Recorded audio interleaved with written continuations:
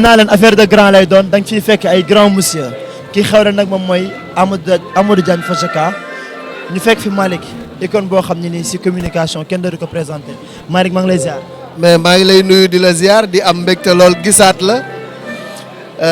tey nga fekk ma fii si gala Fojeka xam ne Amadou Diagne c'est un ami Fojeka ba muy door tudd Fojek man maak Aminata Angélique Manga ñun ñoo ko njëkk a présenté te je pense que boobu ak léegi def na jéego yu am solo mu nekk lu nga xamante ni c'est toujours un plaisir pour ma ñëw ci gala bu mel nii di gala de l'intégration africaine ñu ci ràññee nit ñi nga xam ne ci dunu Afrique ñi ngi jéem a def tout bay suqali Afrique te loolu dafa am solo. loolu dafa am solo tey jii nii loolu lan la war a def tey jii ñi nga xam ne ni tey ñoom ñooy yenn entreprise yi ak yenn jumtukaay yi nga xam ne ni tey jii nii war nañ gën a mën a liggéey ba tey jii nii Amadou war nañ mën a woo fii nii pour ñu mën leen ràññee gën leen a encourager si liggéey bu ñuy def. xam nga rek Fojeka moom lu ñuy wax rek c'est une saine émulation parce que Olof Ndiaye dafay faral di wax ni waaw góor du ñorol tool mais dina tax ki nekk ci waar wi gën a góorgóorlu te tey gëm naa ni Afrique du keneen mooy ñëw di ñu ko développer. L'Afrique pour les Africains et par les Africains man loolu laa gëm te tey Afrique am na matière grise maanaam am na ay boroomi xel yu nga xam ne war nañu mun a développer le continent africain te am na ñu nga xam ne ay opérateurs économiques lañu ku ci nekk ci wàllu wi nga nekk yaa ngi ci bay sa waar di liggéey lu am solo pour l'émergence de l'Afrique et je pense que lii Amadou di def di leen dajale di leen gën a ñaax di wone ci àdduna li nga xam ne africains yi ñu ngi koy def am na solo trop. am na solo trop moo mel ne Amadou sa nit la te bisam doo ko tuutal bis boo xam ne ni tey jii tax na ma dem déplacé wu nga ànd ak moom bis boobu rëy na ci yow. waaw madame moom xaritu Amadou la xaritu yaayu Amadou la xaritu soxna Amadou la donc moom pratiquement sax dem na ba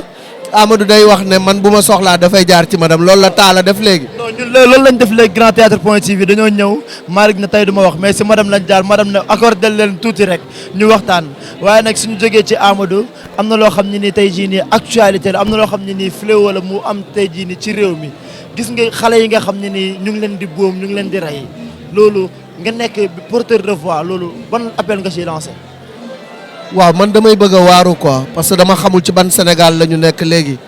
ndaxte bu ñu demee ba tey ñuy boom ay nit ci anam yu ñaaw rawatina jigéen ñi loolu je pense que jot na ñëpp wax ci du lu rafet du lu baax te lu ci bari nag ci wàllu éducation la parce que am na nu ñu lay yare am na jikko bu ñuy def ci yow ca ndaw boo màggee doo xam lu bon doo def lu bon doo def lu ñaaw donc dañuy dellu siwaat ci principe de base yi nga xam ni moom moo régir la société sénégalaise muy ni que nit dafa am loo war a rus am loo war a jomb am loo war a ragal su ñu demee ba jikko yooyu naax saay nit bu rusatul jombatul ragalatul mala lay doon te bu doonee mala il devient dangereux pour la société donc je pense que war nañu xoolaat éducation bi war a xoolaat yi tamit drogue bi ni muy duggee ci réew mi parce que jamono ji li ñuy saisir ci ay quantité de drogue kenn xamul nu mu toll te nit bu xësee ba jëfandikoo sinébar ba tàggoo ak sagoom lu muy def dootu ko tey donc loolu yëpp ay facteur la yu nga xam ni war nañ ci gën a ñaaxaat nit ñi mais li ñuy delloowaat nit ñi rek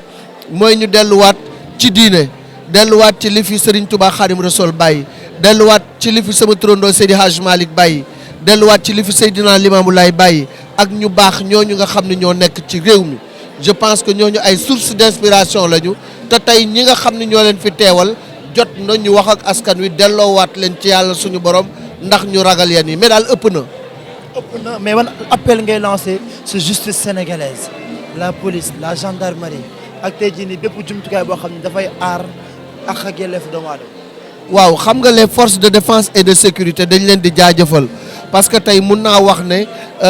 takk der yi gën a xereñ ci àdduna ñi ngi Sénégal tey jii moo xam police la moo xam gendarmerie lu fi waay munti def du yàgg dara nga dégg ni teg nañ ko loxo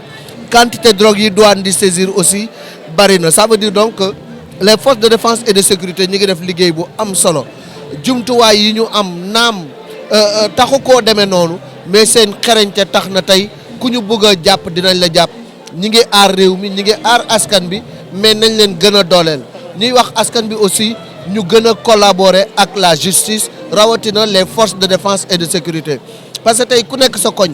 gis fa lu nga xam ni jaaduwul wala ci société bi nga remarqué ci lu nga xam ne suspect na yow tu dois être le premier à avertir la gendarmerie ou la police donc tey ñun ñëpp ñoo yor suñu sécurité bopp mais ñun ñoo war a collaborer avec les forces de défense et de sécurité pour que kaaraange gi gën a fulandi ñuy ñaan état bi mu gën leen a dooleel ñu ñaan état bi mu gën a yokk seen ay moyens ñuy ñaan état bi mu gën leen a mettre à l'abri du besoin pour ñu mën a def seen liggéey. pour ñu mën a def seen liggéey Malick waxoon nga ko buñ la seet see kër ga nga ne nañu na ma gars yi xaar tuuti namoon nañ ma loolu waaye ay plateau yu doy waar tàmbali nga ko appel yaa ngi jóge fu ne Malick li ñu dencaloon doy na waar gars yi kontaan ci lamb bi nga xam ne nii ñëwaat na mais suñu ñëwee ci lamb tuuti nga gis Papa Sow ñu dàq ko Fass ba suba ba gars yi naan suba dafay créer écurie bu bees tey war see bëre si combat mi nga xam ne ni moom mooy Siteu loolu lan nga ciy wax Malick.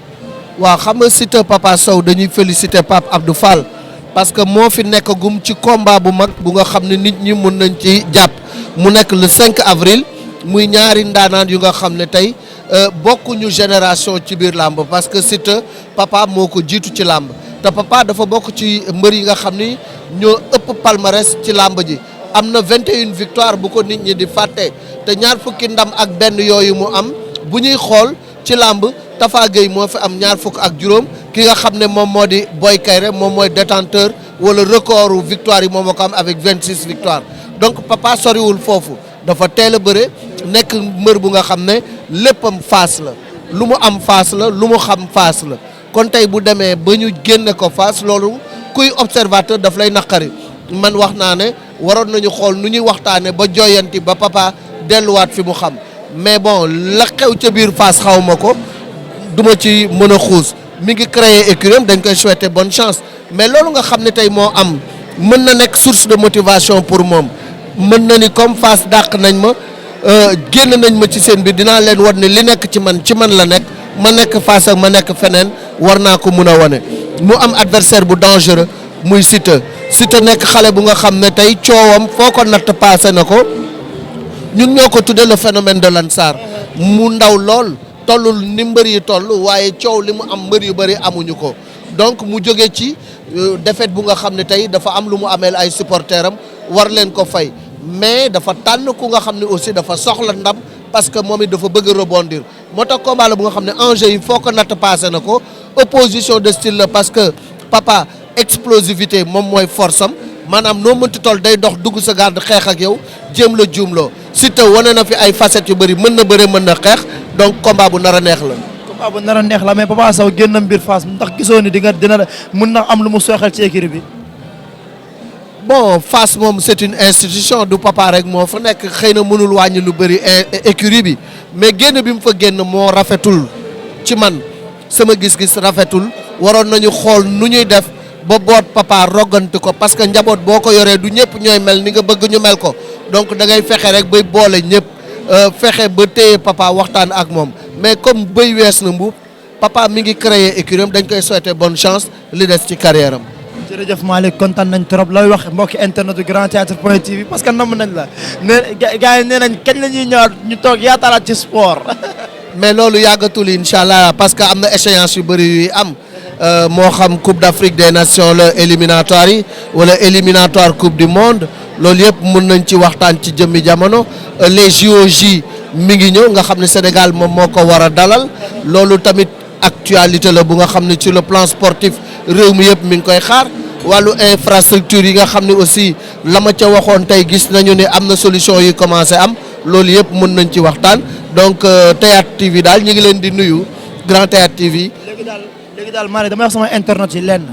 mooy képp koo xam ne ni am nga question boo xam ne ni war nga kaa poser Malick ci wàllum sport ñu teel a préparer question yi ñu koy jëm via WhatsApp via tey jii nii si site Grand Théâtre point TV nga xam ne suñu toogee rek waxtaan bi day gën a yaatu. waaw incha allah moom tàggat yaram moom. day sama yëfi bopp ndax maa ko bëgg donc toute discipline confondue lépp mën nañ ko waxtaane incha allah donc gars yi maa ngi leen di jox rendez-vous très bientôt. santal ñu madame. ah soxna si nag mooy sama lépp moom xam nga moom li muy génn bariwul bëgguma sax muy génn lu bari ndax siiw moom man rek la jig moo tax damay jéem a protéger famille bi moo tax sama soxna bugguma muy feeñ lu bëri mais gis nga ko tubaarkaala yaa ngi ba dee